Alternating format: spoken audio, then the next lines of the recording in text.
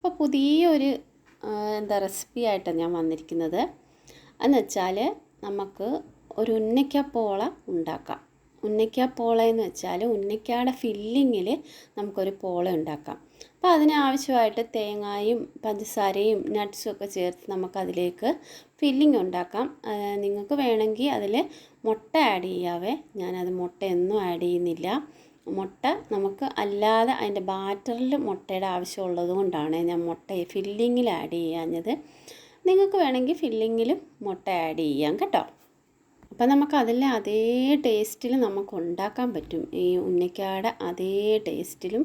അപ്പോൾ എണ്ണയൊന്നും ഇല്ലാതെ നമുക്ക് ആ ഒരു ബേക്ക് ചെയ്ത ആ ഒരു രീതിയിൽ ഉന്നക്കാപ്പോള ഉണ്ടാക്കാൻ പറ്റും. അപ്പോൾ ഏലക്കായും മധുരത്തിന് ആവശ്യമായ പഞ്ചസാര കൂടി അതിലേക്ക് ചേർത്തിട്ടുണ്ട്. ഇതിന് നിങ്ങൾ ഏത് പാത്രത്തിലാണ് എടുക്കുന്ന ആ പാത്രത്തിൽ ആവശ്യമായി സെറ്റ് ചെയ്യുന്ന അത്രയും ഫില്ലിങ്ങും. ഇതിപ്പോൾ 2 ഏത്തപ്പഴത്തിനുള്ളതാണ് ഞാൻ ചെയ്യുന്നത്. 2 ഏത്തപ്പഴത്തിന് 1 കപ്പോളം തേങ്ങ എടുത്തിട്ടുണ്ട്. അതിന് ആവശ്യമായ മധുരവും 2 ഏലക്കായും നട്ട്സ് പൊടിച്ചതും ഇട്ടിട്ടുണ്ട്. ഒരു ടൂട്ടി ഫ്രൂട്ടിയൊക്കെ ഇട്ട് നമുക്ക് വേണമെങ്കിൽ ഈത്തപ്പഴമോ ഡ്രൈ ഫ്രൂട്ട്സ് എന്താണേലും അതിനകത്ത് ചേർക്കാം. നിങ്ങൾക്ക് അടിക്കുമ്പോൾ നല്ല ടേസ്റ്റ് അല്ലേ, അതിനുവേണ്ടി ഞാൻ ചേർത്തന്നേ ഉള്ളൂ. നിങ്ങൾക്ക് അത് നിർബന്ധം ഇല്ല എങ്കിലും നമ്മൾ അതിലെ ഫില്ലിങ് നല്ല ഒരു ടേസ്റ്റ് ഉണ്ടാവട്ടെ എന്നോർത്ത് ഞാൻ ഇട്ട് കൊടുത്തതാണ്. കുട്ടികൾക്കെല്ലാം ഇഷ്ടമല്ലേ. അപ്പം മുട്ട വേണമെങ്കിൽ ലാസ്റ്റ് ഈ തേങ്ങ എല്ലാം വറുത്ത് കഴിഞ്ഞിട്ട് മുട്ട നെയ്ക്കകത്ത് ചിക്കി അതിലേക്ക് ഇട്ട് കൊടുക്കണം. ഇതിപ്പോൾ മുട്ട ഞാൻ അതിൻ്റെ ബാറ്റർ ഉണ്ടാക്കാൻ വേണ്ടി 2 മുട്ട, 2 ഏത്തപ്പഴത്തിന് 2 മുട്ടയാണ്. ഒരു മീഡിയം ഏത്തപ്പഴം ഞാൻ നിങ്ങളെ കാണിച്ചല്ലോ, അത്രയും ഏത്തപ്പഴമാണ്. അപ്പോൾ ഈ 2 മുട്ടയും ഏത്തപ്പഴവും നമുക്ക് ഇതിലേക്ക് നന്നായിട്ട് മിക്സിയിലൊന്ന് അരച്ച് അത് ബാറ്റർ ഉണ്ടാക്കാവേ. അപ്പോൾ അതാ 2 ഏത്തപ്പഴവും ഇങ്ങനെ ചെറിയ കഷ്ണങ്ങളാക്കി അരിഞ്ഞിട്ടതിന് ശേഷം 2 സ്പൂൺ ഞാൻ മൈദ ചേർത്തിട്ടുണ്ട്. 2 സ്പൂൺ മൈദ, ആവശ്യത്തിന് ഉപ്പ്, അതുപോലെ തന്നെ 1 സ്പൂൺ നെയ്യും, പിന്നെ മധുരത്തിനാവശ്യമായ പഞ്ചസാര. ഒരുപാട് മധുരം ചേർക്കണ്ട, നമുക്ക് ഫില്ലിങ്ങിൽ മധുരമുണ്ട്. അപ്പോൾ അതൊരു ദോശമാവിൻ്റെ പരുവത്തിലാക്കുന്ന ആ ഒരു ഇതിൽ പാൽ ഒഴിച്ചു കൊടുക്കണം. അപ്പോൾ ഒറ്റയടിക്ക് നിങ്ങൾ ഒഴിച്ചു കൊടുക്കേണ്ട, ഒരുപാട് പാലിൻ്റെ ആവശ്യമില്ല, 1/2 ഗ്ലാസ്സൊക്കെ മതിയാവും. അപ്പോൾ അങ്ങനെ ദോശമാവിൻ്റെ ആ ഒരു ബാറ്ററിൽ നമ്മൾ അതൊന്ന് അടിച്ചെടുക്കണം. പിന്നെ ഏത്തപ്പഴവും മുട്ടയും പാലും മൈദയും എല്ലാം കൂടി ഒന്ന് അടിച്ചെടുക്കണം കേട്ടോ, പഞ്ചസാര ഏലക്കായും എല്ലാം. എന്നിട്ട് നമ്മൾ ഏത് പാത്രത്തിലാണോ സെറ്റ് ചെയ്യുന്നത് ആ പാത്രത്തിൽ ഇച്ചിരി നെയ്യ് തൂത്തിട്ട് അതിലേക്ക് ഒരു പകുതിയുടെ അടുത്ത് ബാറ്റർ ഇട്ട് കൊടുക്കണം. അതിന് ശേഷം നമുക്ക് ഫില്ലിങ് ഇട്ട് കൊടുക്കാം. അപ്പം പകുതിയോളം വേണ്ട, കുറച്ച് ബാറ്റർ അടിവശത്ത് മതിയായിരിക്കും. കാരണം മുകളിൽ ഇങ്ങനെ നിറഞ്ഞ് കവർ ചെയ്ത് ഫില്ലിങ് എല്ലാം കവർ ചെയ്യുന്ന രീതിയിൽ ബാറ്റർ ഉണ്ടായിരിക്കണം കേട്ടോ. അതനുസരിച്ച് വേണം. ബാറ്റർ ആദ്യം പകുതിയോളം അങ്ങ് ഒഴിച്ചു കൊടുക്കണ്ട കേട്ടോ, അതൊന്ന് ശ്രദ്ധിച്ചോണേ.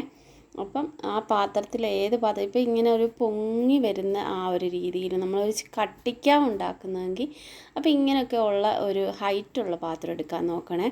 ഒരുപാട് വട്ടമുള്ള പാത്രം എടുക്കുന്നതിലും നല്ലത് ഹൈറ്റുള്ള പാത്രം എടുക്കുന്നതാണ് എപ്പോഴും പോള ഉണ്ടാക്കാൻ ബെറ്റർ കേട്ടോ. അപ്പോൾ അതൊന്ന് ശ്രദ്ധിച്ചോണം. അതുപോലെ തന്നെ അടിവശത്ത് നെയ്യ് ആവശ്യമുണ്ടെങ്കിൽ തൂത്ത് കൊടുത്താൽ മതി. നിങ്ങൾ നെയ്യ് ഇട്ടില്ലെങ്കിലും നോൺ സ്റ്റിക്ക് പാത്രം ആയതുകൊണ്ട് ഇളകി വരും കേട്ടോ. അപ്പോൾ നെയ്യ് ആവശ്യമുണ്ടെങ്കിൽ മാത്രം തൂത്ത് കൊടുത്താൽ മതി. അപ്പോൾ നമ്മൾ ആദ്യം കുറച്ച് ബാറ്റർ ഒഴിച്ചു, അതിലേക്ക് ഫില്ലിങ് ഇട്ട് കൊടുത്തു. ഫുള്ള് ഫില്ലിങ് അതിലേക്ക് ഇട്ട് കൊടുക്കുക.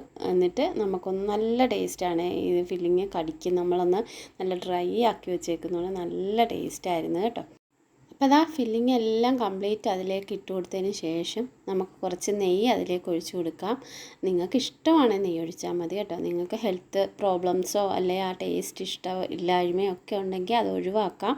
എങ്കിലും ഞാൻ നെയ്ക്കകത്തല്ലായിരുന്നു തേങ്ങ ഒക്കെ വറുത്തെടുത്തത്, ഞാൻ നെയ്യ് ഇതിലേക്ക് ഇങ്ങനെ ഒഴിച്ചു കൊടുത്തത് കേട്ടോ. അത് നമുക്ക് ആവശ്യമുണ്ടെങ്കിൽ മാത്രം നെയ്യൊന്ന് ഒഴിച്ചു കൊടുത്താൽ മതി ആ ഫില്ലിങ് ഇട്ടതിന് ശേഷം.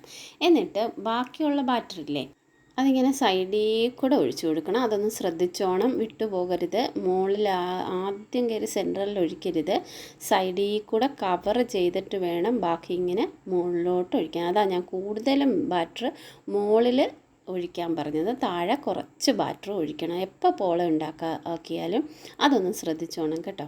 അപ്പോൾ സൈഡും ഫുള്ള് കവർ ചെയ്തതിന് ശേഷം ബാക്കിയുള്ള ബാറ്റർ ഫുള്ള് ഞാൻ മുകളിൽ ഫുള്ള് കവർ ചെയ്ത്. അപ്പം ഞാൻ അതൊന്ന് അടച്ച് വെച്ചു. അതുപോലെ ദേ ഇങ്ങനൊരു പാത്രം അടിയിൽ വെച്ച് കൊടുത്താൽ ഉണ്ടല്ലോ കരിയാതെ നമുക്ക് കിട്ടും. അതുപോലെ തന്നെ ഇടയ്ക്കൊന്ന് നമ്മളൊന്ന് സൈഡ് ഫുള്ളൊന്ന് മൊരിഞ്ഞ് ഒരുവിധം വെന്ത പോലെ ആകുമ്പോഴത്തേക്കിന് ഇങ്ങനൊന്ന് ഇളക്കി കൊടുത്താൽ നന്നായിട്ട് നമുക്ക് തിരിച്ചിടുമ്പം നല്ല പോലെ ഇങ്ങനെ തിരിഞ്ഞ് കറക്റ്റായിട്ട് വരും. ആ അടിവശത്ത് പാത്രം വെച്ചില്ലേ കരിഞ്ഞു പോവും ചിലപ്പം കേട്ടോ. ചില പാത്രത്തിന് എത്ര കട്ടിയുണ്ടെങ്കിലും കരിഞ്ഞു പോവും. അതുകൊണ്ട് അതൊന്ന്